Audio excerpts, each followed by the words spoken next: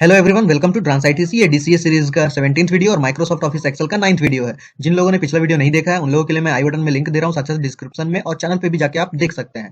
पिछले वीडियो में मैंने बोला था कि वो लास्ट फाइल है, यानी कि लास्ट वीडियो है, बट मैं इसमें उसको कंटिन्यू कर रहा हूँ क्योंकि पिवोट टेबल मैं आपको नहीं बताया था और मैं इसमें पिवोट टेबल कंप्लीट कर रहा हूँ अच्छे से पूरे डिटेल में। आप इसे जरूर देखें।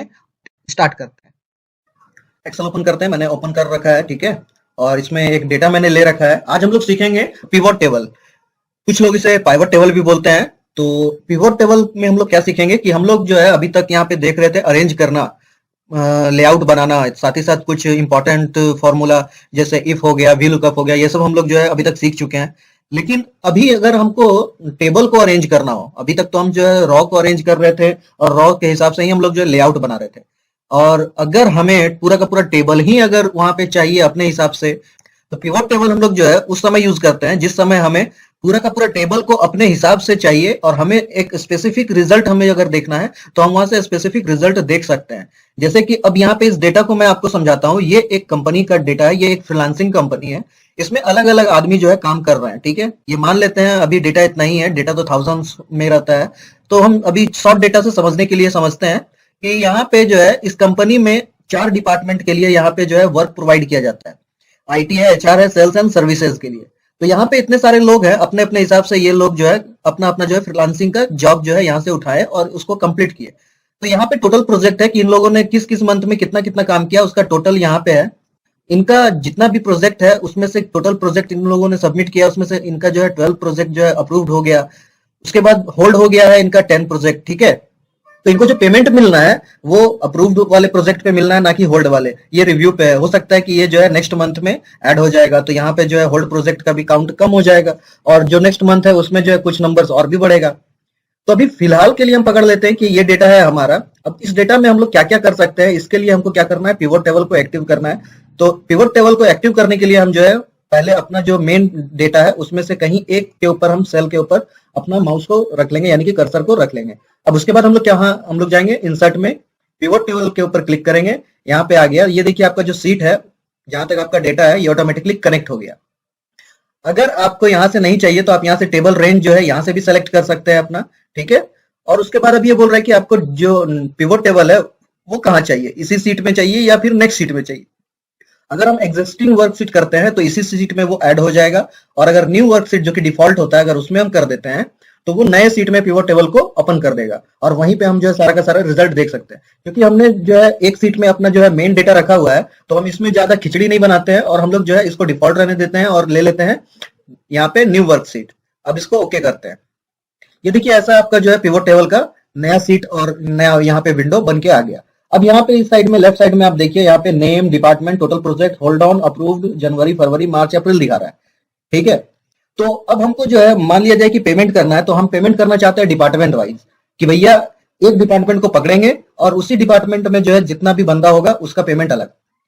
तो उस हिसाब से हम लोग जो है डिपार्टमेंट वाइज अगर देखना चाहते हैं तो हम क्या करेंगे, यहाँ पे क्लिक करेंगे डिपार्टमेंट। ये देखिए डिपार्टमेंट हमारा जो है दिखा रहा है, HR, IT, sales and services, ठीक है। अब हम क्या करेंगे, अब यहाँ पे हम डालेंगे टोटल अप्रूव्ड कितना है, ठीक है। अप्रूव्ड प्रोजेक्ट हम देखना चाहते हैं तो यहाँ पे एचआर वाले जो सेक्शन है उसमें 32 अप्रूव्ड है, आईटी वाले में 121 है, सेल्स में 181 है, सर्विसेज में 150 है, ठीक है। अब हम इसमें ऐड करेंगे नेम्स। अब हमने नेम्स ऐड कर दिया, तो देखिए यहाँ पे जो है नेम्स ऐड करने के बाद क्या हुआ कि अलग अलग डेटा जो है सबका बन गया। यानी कि यहाँ पे एचआर वाला का पहले आ गया, आईटी वाला का उसके बाद, सेल्स वाला के उसके बाद और सर्विसेज वाले का उसके बाद।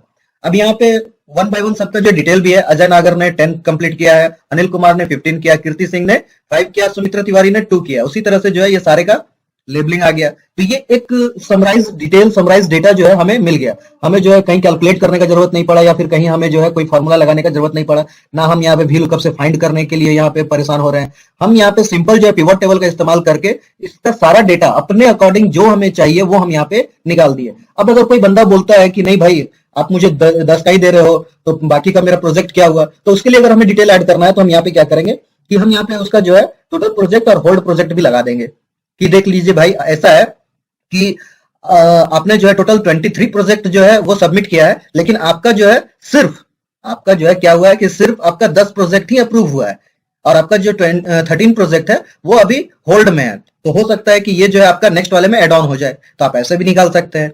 या फिर अगर मान लिया जाए कि हम टोटल प्रोजेक्ट नहीं निकालना चाहते हैं, तो हम जो है यहाँ पे टोटल प्रोजेक्ट हटा देते हैं। यहाँ पे बता दिया भैया ऐसा है कि 10 प्रोजेक्ट तुम्हारा कंप्लीट हो गया है और 13 प्रोजेक्ट तुम्हारा अभी होल्ड में है, तो ऐसे भी क्लियर हो जाएगा। ठीक है, तो ये इस तरह से हम लोग जो है अलग अलग चीज को अलग अलग तरीके से निकाल सकते हैं। मान लिया जाए कि हमें ये सारे का नहीं निकालना है, मान लेते हैं कि अभी तो मैंने जो है 25-30 डेटा लिया है, तो यहाँ पे जो है ये एक ही पेज में आ जा रहा है। लेकिन अगर थाउजेंड्स ऑफ डेटा है तो उस टाइम पे हम लोग क्या करेंगे, उस टाइम पे हम लोग यहाँ पे रॉ लेवल जो आ रहा है, यहाँ पे हम लोग क्या करेंगे, अनटिक कर देंगे। हम सिर्फ एचआर को ले लेंगे। अब देखिए यहाँ पे सिर्फ एचआर बताएगा, तो यहाँ पे अगर थाउजेंड्स ऑफ डेटा है तो भी यहाँ पे सिर्फ एचआर वाला ही डेटा जो है वो फिल्टर करके दिखाएगा। तो यहाँ से हम लोग जो फिल्टर का यूज करके जो है सिर्फ यही डेटा, अब अगर इसको हम प्रिंट करते हैं तो सिर्फ हमारा जो है यही डिटेल आएगा। ठीक है, प्रिंट में हम आते हैं तो सिर्फ हमारा जो है ये डिटेल आएगा। मेन हम सीट में आते हैं, तो मेन सीट में ये मेरा मेन सीट है, मेन सीट में आते हैं। अब यहाँ पे जो है सीरियल वाइज तो है नहीं कि यहाँ पे आईटी है तो सिर्फ आईटी आईटी मिल रहा है, आईटी यहाँ है, फिर आईटी यहाँ है, फिर आईटी यहाँ है, उस तरह से आईटी और नीचे और नीचे और नीचे और नीचे बहुत जगह पे होगा। तो अगर इस तरह से अगर हमारे पास डेटा है कि वो वेल अरेंज्ड नहीं है और उस टाइम पे हमको अगर उसको जो है रिपोर्ट अगर तैयार करना है, तो हम तुरंत में कैसे करेंगे, पिवट टेबल का इस्तेमाल करेंगे और अपने हिसाब से समराइज डेटा यहाँ पे कलेक्ट कर लेंगे, हमें जो जो चीज यहाँ पे चाहिए। अब अगर किसी ने यहाँ पे ये क्वेश्चन कर दिया कि भाई आप मुझे ये बताओ कि इतना है, हमने तो कुछ और भेजा था, हमने जो है इससे अधिक डेटा दिया था, तो हम क्या करेंगे, यहाँ पे बोलेंगे ठीक है भैया हम आपको बता देते हैं कि आपने 3 महीने पहले जनवरी में कितना दिया था, फिर फरवरी में आपने कितना दिया, मार्च में आपने कितना दिया, अप्रैल में आपने कितना दिया, तो वो चीज हम जो है यहाँ पे दिखा सकते हैं।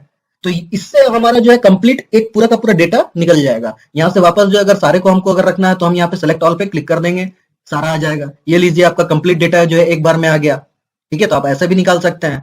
तो ये जो है कैलकुलेशन वगैरह जो है ऑटोमेटिकली यहाँ पे हो जाता है, हमको जो है सबको सेलेक्ट नहीं करना पड़ा और सबको सेलेक्ट करके कैलकुलेट नहीं करना पड़ा।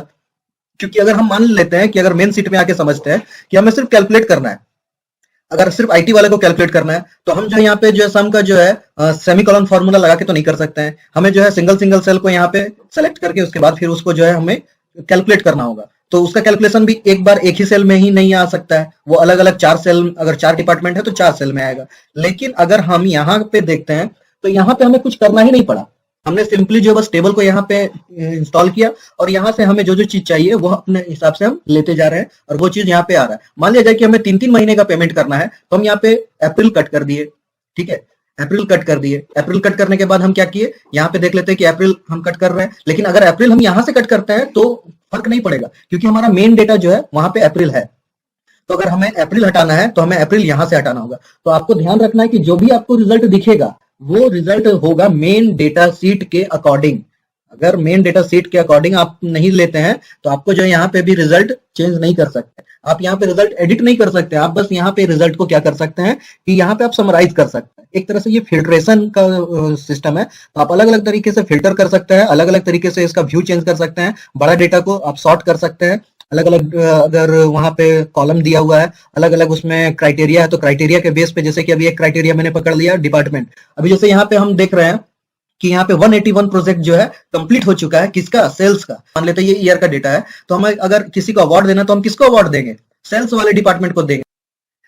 आई होप कि आपको जो है पाइवट टेबल समझ में आ गया होगा, और अगर इसमें कुछ कंफ्यूजन है तो आप मुझे बिल्कुल कमेंट कर सकते हैं, मैं सारा चीज आपको क्लियर करूंगा।